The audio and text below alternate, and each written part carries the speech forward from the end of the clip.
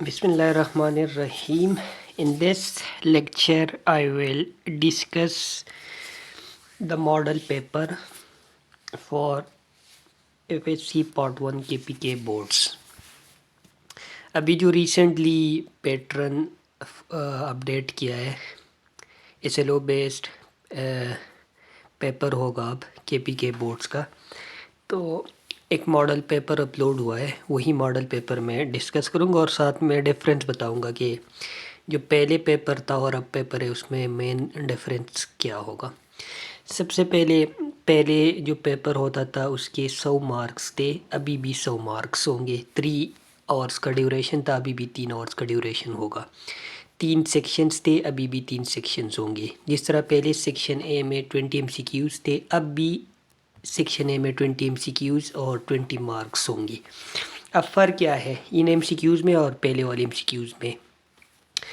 पहले जो MCQs आते थे वो मोस्टली टेक्स्ट बुक की लाइंस होती थी, तो उसको रटा करके ही याद किया जा सकता था। कॉन्सेप्ट उसमें नहीं था। मोस्टली 15 to 17 MCQs ऐसे थे जो बुक की लाइंस होती थी, बाकी 1 या 2 ग्रामर के, 1 या 2 वोकेबलरी के MCQs आते थे।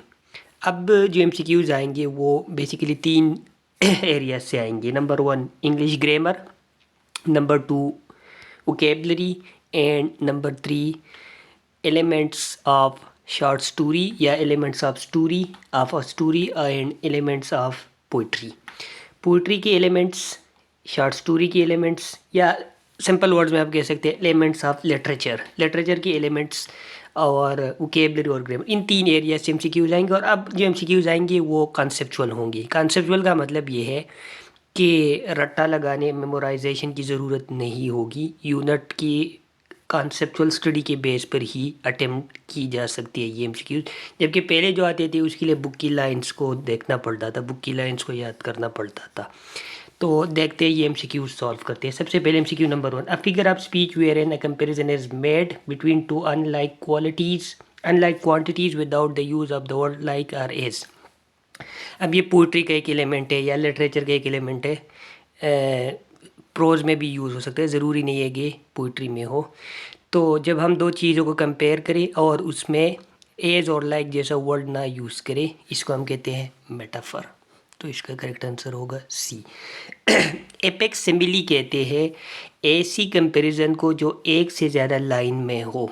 तो यहाँ पर ऐसी कोई कंपैरिजन नहीं। जिस तरह एक्सटेंडेड मेटाफर होता है, सिमिली में एज और लाइक जैसे वर्ड्स होते हैं, और एनालॉजी कहते हैं सिमिलरिटी को। दो चीज़ों के दरमियान जब कोई सिमिलर रिलेशन हम डिराइव करें, सिमिलर रिलेशन ड्रॉ करें, तो यहाँ पर ऐसा कोई स्टेटमेंट नहीं है। तो इसका करेक्ट आंसर होगा ऑप्शन सी। अब आप देख सकते हैं कि ये एक कॉन्सेप्चुअल MCQ है, इसके लिए मेमोराइजेशन की ज़रूरत नहीं, बल्कि एक स्टूडेंट के कॉन्सेप्ट के बेस पर ही वो आंसर कर सकता है। Mrs Meldon's act of killing her brother professor को एज एन एग्जाम्पल ऑफ। अब सिम्बॉलिज्म कहते हैं जब कोई कंक्रीट एंटिटी किसी एब्स्ट्रैक्ट एंटिटी को रिप्रेजेंट करे। जिस तरह फ्रॉम मदर टू सन में जो नेल्स है, टैक्स है, शार्प मटेरियल, वो स्ट्रगल, हार्डल्स को रिप्रेजेंट कर रही है। इसी तरह जो दूसरी स्टोरी है एस फर्स्ट फ्लाइट, उसमें भी हम देख सकते हैं कि जो यंग सीगल है वो करेज को रिप्रेजेंट कर रहा है, कॉन्फिडेंस, इनिशियल स्टेप। इसी तरह द रोड नॉट टेकन में 2 रोड्स जो है, 2 चॉइसेस, 2 ऑप्शंस को, तो उसको हम सिम्बॉलिज्म, यहाँ पर सिम्बॉलिज्म स्टेटमेंट में कोई मेंशन नहीं है। इमेजरी कहते हैं जब लैंग्वेज इस तरह यूज़ हो कि 5 सेंसेस को अपील करे, तो यहाँ पर स्टेटमेंट में वो भी नहीं। और प्लॉट, स्टोरी की logical arrangement, the logical arrangement of events in a story is plot. तो इसका करेक्ट आंसर होगा catharsis. Catharsis is when the character outbursts, when the character expresses his feelings, when the character expresses his emotions, when the character reveals his hidden self, या जब character की inside जो hatred होता है और या किसी और किस्म की फीलिंग्स होते हैं उसको वो एक्सप्रेस करे, आउटबर्स्ट करे, इसको हम कहते हैं कैथारसिस। तो इसका करेक्ट आंसर बनेगा बी। अब अगेन ये एमसीक्यू आप देख सकते हैं तो conceptual based है। The story blank has both animal and human character. A long walk home में कोई ही एनिमल नहीं है, द ब्लैंकेट में भी कोई एनिमल नहीं है, प्रोग्रेस में भी कोई एनिमल नहीं है, एट्स कंट्री फॉर मी में जेसिका और लेम्बी दो एनिमल कैरेक्टर्स मौजूद है, तो इसका डी करेक्ट ऑप्शन होगा। अगेन एक अंडरस्टैंडिंग बेस इसके लिए ज़रूरी है कि आप चारों स्टोरीज़ की करेक्टर्स का पता हो स्टूडेंट को। आई वुड लाइक टू के साथ बिकम्स नहीं आ सकता, टू बिकमिंग भी नहीं आ सकता, टू बिकेम भी नहीं आ सकता, to become, to infinitive use करना है, तो डी इसका करेक्टर ग्रामर का एमसीक्यू है। She is hiding under the bed, preposition का करेक्ट यूज़ है यहाँ पर अंडर। जब कोई चीज़ किसी दूसरी चीज़ को कवर कर रहा हो तो उसके लिए फिर हम प्रीपोजिशन अंडर यूज़ करते हैं। बिटवीन दो चीज़ों के दरमियान, एमंग दो से ज़्यादा के दरमियान, तो यहाँ पर इस तरह कोई नहीं है। और इन सरफे इनक्लोज्ड एरिया के लिए तो यहाँ पर ऐसा भी कोई नहीं। I could not find my purse blank, I forgot that bag at home. अब रीज़न है तो रीज़न के लिए कंजंक्शन यूज़ होते हैं बिकॉज, इसका correct answer. I could not find my purse because I forgot that bag at home, grammar के MCQ है।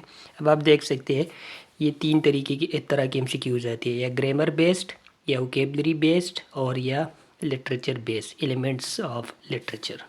Next MCQ, Q number 7, the figure of speech use in the line the winds that will be हॉलिंग at all hours. इस line में कौन कौन सी figures of speech used है? तो personification, इलिट्रेशन, simile तो नहीं है क्योंकि एज और लाइक जैसा कोई वर्ड नहीं है, तो ये दोनों सिमिली की ऑप्शंस तो ख़त्म हो गई। अब मेटाफर भी नहीं है क्योंकि कोई कंपैरिजन नहीं है, बल्कि पर्सनिफिकेशन है, विंड को ह्यूमन बीइंग वाली क्वालिटी दी गई है, और साथ में ये डब्ल्यू साउंड रिपीटेड है, तो इलिट्रेशन भी होगा, ऑप्शन ए करेक्ट आंसर होगा। Personification is when a non human thing or a non-living thing is given the traits of a human being। इंसानों वाली क्वालिटीज़ जब नॉन लिविंग थिंग को दी गई इसको हम कहेंगे पर्सनिफिकेशन। यहाँ पर हॉलिंग वाली क्वालिटी वेंट्स को दी गई है तो ये पर्सनिफिकेशन हो गया। और whenever a sound is repeated at the start of the different words of a line it is known as alliteration। Different words के स्टार्ट में कोई साउंड रिपीट हो जाए, इस तरह पर आप देख सकते हैं डब्ल्यू वाला जो साउंड है वो ये रिपीट हुआ है, इसको हम कहेंगे लिटरेशन। CQ number 8, they sold all the material choose the correct page से वॉइस। तो अगेन ग्रामर का एमसीक्यू है, all the material was sold, is नहीं आएगा, इज बीइंग भी नहीं आएगा, वाज बीइंग भी नहीं, बी इसका करेक्ट आंसर होगा। MCQ number 9, when attention within a scene builds to its highest point it is called, जो प्लॉट का पीक पॉइंट होता है उसका हम कहते हैं क्लाइमैक्स। जब सस्पेंस हाईएस्ट पॉइंट पे चला जाता है जहाँ पर ऑडियंस ये एक्सपेक्ट करे कि व्हाट विल बी नेक्स्ट, उसको हम कहते हैं क्लाइमैक्स। अगेन लिटरेचर के एलिमेंट्स के बेस पे MCQ है। प्लॉट तो ऑलरेडी मैं ये बता दिया, setting is the place and the time the story takes place, जहाँ पर स्टोरी अगर होती है और जहाँ पर जिस टाइम पे उसको हम कहते हैं सिटिंग। एंटी क्लाइमैक्स फिर जब रिजोल्यूशन स्टार्ट हो जाती है स्टोरी में। She has taken her father's death to, preposition का करेक्ट यूज़ है, तो ग्रामर बेस्ड MCQ है। I forgot my cell phone back at home, तो correct word transitional device use करना है जो कि यहाँ पर देयरफॉर होगा, रीज़न है तो उसका सब्सिक्वेंटली हम टाइम के लिए यूज़ करते हैं तो यहाँ पर टाइम का कोई जिक्र नहीं है। हाउएवर कॉन्ट्रास्ट के लिए, फर्दर मोर एडिशन के लिए यहाँ पर ऐसा कोई नहीं है। She was in great despair with she lost her phone, the underline word, grammar based MCQ है, काउंटेबल तो नहीं है, प्रॉपर भी नहीं है, कलेक्टिव भी नहीं है। काउंटेबल जो हम काउंट कर सकते हो 1 2 3 4 जिसके पहले लगा सकते हो, तो ये तो नहीं हो सकता। प्रॉपर इनिशियल लेटर कैपिटल होते हैं वो भी नहीं है। कलेक्टिव नाउन हम कलेक्शन को देते वो भी नहीं है। एब्स्ट्रैक्ट नाउन जो किसी क्वालिटी, किसी स्टेट, किसी कंडीशन का नाम हो, ग्रामर बेस्ड एमसीक्यू है। A scattered beach far smouldered near the back, the nearest meaning to the word smouldered, vocabulary based है। स्मज तो आउटडोर पार्टी को कहते हैं। ह्यूज फ्लेम ज़्यादा जलना, एक्सटिंग्विश बुझाना, बर्न स्लोली बीटा इसका करेक्ट ऑप्शन होगा। ये वोकेबलरी बेस्ड है। CQ number 14, which of the following is regular verb? Regular verb is a verb that forms its second and third form by regular pattern. Regular pattern is the addition of ded. ऐसा verb जो अपना second third form regular pattern mean ded के addition के साथ बनाए। तो right तो नहीं है क्योंकि राइट रोट रिटर्न होता है। फॉरगेट फॉरगॉट फॉरगॉटन होता है। ईट एट ईटन होता है, ये भी नहीं। लाइक लाइक्ड लाइक्ड ऑप्शन है करेक्ट। ग्रामर बेस्ड एमसीक्यू है। द पोएम वाज मेंडेस इज कंपोज बाय, ये भी ये एक सिंगल एमसीक्यू इस मॉडल पेपर में दिया है जो कि मेमोरी बेस्ड है, नॉलेज बेस्ड है। बाकी आप देख सकते हैं सारे के सारे एमसीक्यूज़ या ग्रामर बेस्ड है या वोकेबलरी बेस्ड है और या elements of literature. Elements of literature mean या शॉर्ट स्टोरी के एलिमेंट्स, या स्टोरी के एलिमेंट्स, या प्ले के एलिमेंट्स, या पोएम्स के एलिमेंट्स। तो मतलब सिंपल वर्ड्स में एलिमेंट्स ऑफ लिटरेचर कह सकते हैं। Football is the most popular sport in world. Superlative degree के साथ हम डिफरेंट आर्टिकल द यूज़ करते हैं। और इसी तरह हेवनली बॉडीज वर्ल्ड अर्थ्स का इसके साथ भी द यूज़ होता है। This book is mine, the underline world is, ये नाउन की मीनिंग में ऐड कर रहा है, तो जो नाउन की मीनिंग में ऐड करे वो एडजेक्टिव होता है बी। हाँ, ये सिर्फ दिस आता तो फिर ये प्रोनाउन होता। He runs with great speed, ये फ्रेज रन्स नाउन वर्ब की मीनिंग में ऐड कर रहा है, वर्ब की मीनिंग में ऐड करने वाला एडवर्ब होता है।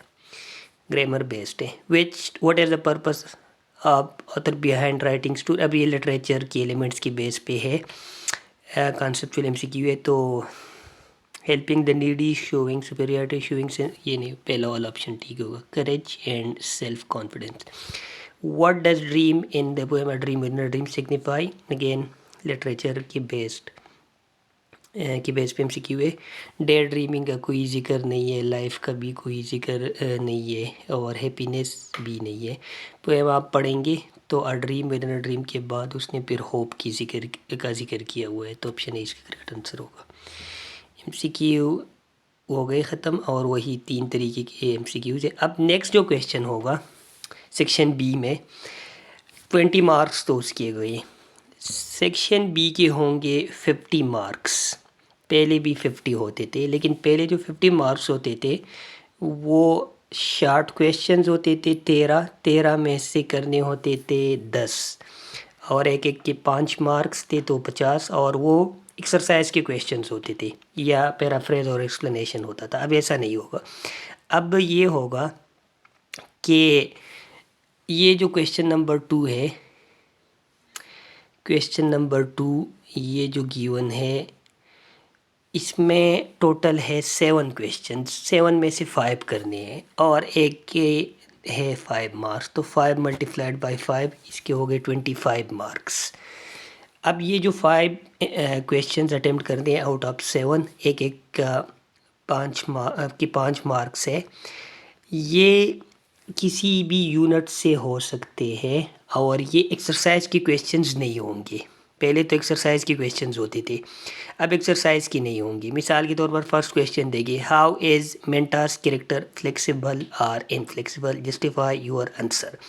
अब ये क्वेश्चन एक्सरसाइज में नहीं है बल्कि एक कॉन्सेप्चुअल क्वेश्चन है, जिसने स्टोरी पढ़ी हो, समझी हो, अंडरस्टैंड की हो और जिसका कॉन्सेप्ट सही तरह से बिल्ड हुआ वो इसको आंसर कर सकेगा। फ्लेक्सिबल और इनफ्लेक्सिबल मीन्स कि Manta through out the story change हुई है या उसका करेक्टर कांस्टेंट रहा है, तो उसका करेक्टर उसमें चेंजेस आए हैं। फ्लेक्सिबल या एक स्टूडेंट चाहे तो अगर जस्टिफाई कर सकते हैं, वो इनफ्लेक्सिबल भी लिख सकते हैं, डिपेंड करता है कि वो कौन सा पॉइंट ऑफ व्यू अडॉप्ट करता है। Suggest some measure to control drug abuse, ये तो एक किस्म का जनरल क्वेश्चन है। हाउ इज़ द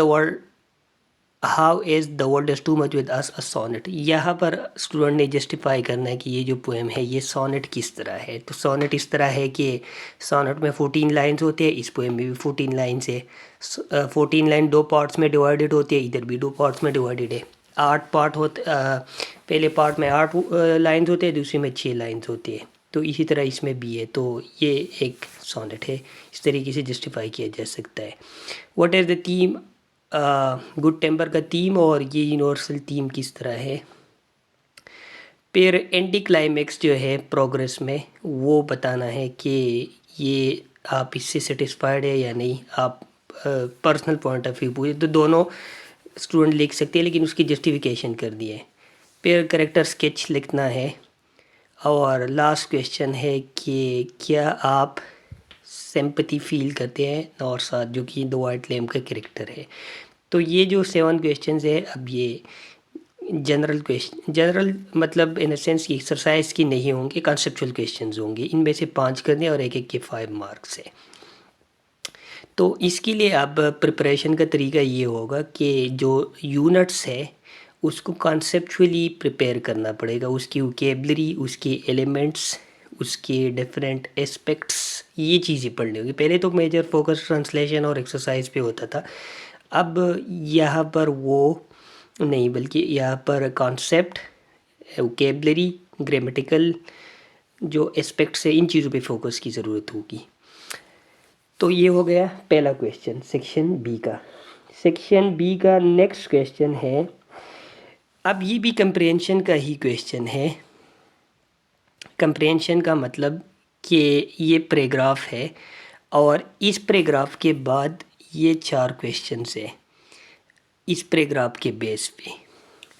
अब ये जो 4 क्वेश्चंस है, इनमें से एक तो इस पैराग्राफ की समरी लिखनी है, सेकंड फिर ये क्वेश्चन है इस पैराग्राफ के बेस पर, थर्ड भी और फोर्थ भी, मतलब 4 क्वेश्चंस है इस पैराग्राफ के बेस पर, एक इस पैराग्राफ की समरी और 3 जनरल क्वेश्चन है।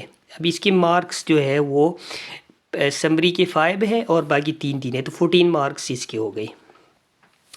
फिर नेक्स्ट जो क्वेश्चन है वो ये स्टेंजा है और स्टेंजा के बेस पे क्वेश्चंस है। जिस तरह पहले था पैराग्राफ के बेस पे क्वेश्चन थे, अब स्टेंजा के बेस पे। पैराग्राफ जो गिवन है वो जनरल गिवन है, वो टेक्स्ट बुक से नहीं है। स्टेंजा जो है वो टेक्स्ट बुक से है, ये वाला stanza the world is to much with अस से है। और क्वेश्चंस यहाँ पर पैराग्राफ के बेस पे है, यहाँ पर स्टेंजा के बेस, मतलब कंप्रेhension बेस्ड क्वेश्चन है। इसके 14 मार्क्स, क्योंकि 4 क्वेश्चन है, इधर 3 क्वेश्चन है, इसके 6 मार्क्स है। फिर लास्ट जो क्वेश्चन होगा सेक्शन बी का, उसके 5 मार्क्स है और वो ट्रांसलेशन है और वो टेक्स्ट बुक से है। तो ये 50 मार्क्स इस तरह हो गए, 25 इधर, 5 मतलब 5 मल्टीप्लाई बाई 5 क्वेश्चंस करने हैं 7 में से और एक एक के 5 है, 14 इधर हो गए, जो कि 4 क्वेश्चन है, एक समरी के 5 और बाकी 3 पैराग्राफ बेस्ड क्वेश्चन है जिसके 3 नंबर है। 6 मार्क्स ये स्टेंजा के बेस्ड पर जो कंप्रेhension की 3 क्वेश्चन है और 5 मार्क्स ट्रांसलेशन के हैं जो कि टेक्स्ट बुक से ही है। तो ये हो गया सेक्शन बी और इसके 50 मार्क्स। बी से MCQs हो गए 50, ये हो गई 70। और अब नेक्स्ट जो 30 मार्क्स है वो सेक्शन सी, जिस तरह पहले भी सेक्शन सी के 30 मार्क्स होते थे, लेकिन पहले क्वेश्चन और इन क्वेश्चंस में फ़र्क है जो कि अब डिस्कस करते हैं। Section C 30 marks. अब सारे क्वेश्चंस अटेम्प्ट करने हैं। क्वेश्चंस 3 ही है, 6, 7, 8, लेकिन क्वेश्चंस में फिर चॉइस है। या तो ये पहला वाला क्वेश्चन करना है, write a letter to the editor of newspaper complaining about load shedding, या write a job application for the post of a teacher, give your resume as well. ये क्वेश्चन जो है ना, इसमें से या तो आपने पहला पार्ट या सेकंड पार्ट, मतलब 2 पार्ट्स है क्वेश्चन के, दोनों पार्ट्स में से एक क्वेश्चन करने हैं। 2 ऑप्शन है क्वेश्चन में, तो इसमें से कोई भी स्टूडेंट कर सकते हो और 10 मार्क्स है। या तो एप्लीकेशन लिखना है या लेटर लिखना है। Question number 7, the plot of the play progress is well knit organise or not, write down at least 100 words. ये प्ले प्रोग्रेस के बेस पे क्वेश्चन है और नेक्स्ट भी टेक्स्ट बुक के बेस पे जनरल एक्सरसाइज वाला क्वेश्चन नहीं है। तो इन दोनों में से अगेन एक क्वेश्चन करना है। Write a story with the following and that is why the nation consider him her a role model, write a narrative.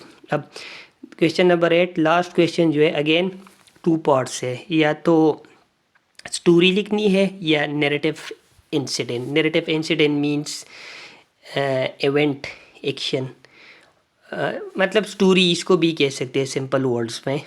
तो या तो ये लिखनी है स्टोरी या ये स्टोरी लिखनी है, दोनों में से एक। तो सेक्शन सी में 3 क्वेश्चंस ये। अब 3 क्वेश्चंस में फिर इनसाइड जो है ऑप्शन है, 2-2 पार्ट्स है हर क्वेश्चन की, दोनों 2 पार्ट्स में से एक पार्ट अटेम्प्ट करना है। तो 30 मार्क्स इसके हुए। पहले जो पेपर होता था उसमें 4 क्वेश्चंस में से 3 करने थे और वो डिफरेंट था, उसमें ट्रांसलेशन और लेटर, एक्टिव पैसिव प्रीपोजिशन और इस तरह करेक्टर्स की सेक्शन सी में था, लेकिन यहाँ पर डिफरेंट होगा। तो ये न्यू पैटर्न जो कि केपीके बोर्ड्स में इस साल कंडक्ट किया जाएगा स्लो बेस्ड पेपर। अब ये एबटाबाद बोर्ड, पेशावर बोर्ड ने यही अपलोड किया है, बाकी बोर्ड्स की तरफ से अभी तक शायद कोई कंफर्म हो या ना हो, एग्जैक्ट आइडिया कोई नहीं, लेकिन ये पैटर्न एबटाबाद बोर्ड और पेशावर बोर्ड की तरफ से है 2025 में फर्स्ट ईयर इंग्लिश पेपर के लिए केपीके बोर्ड।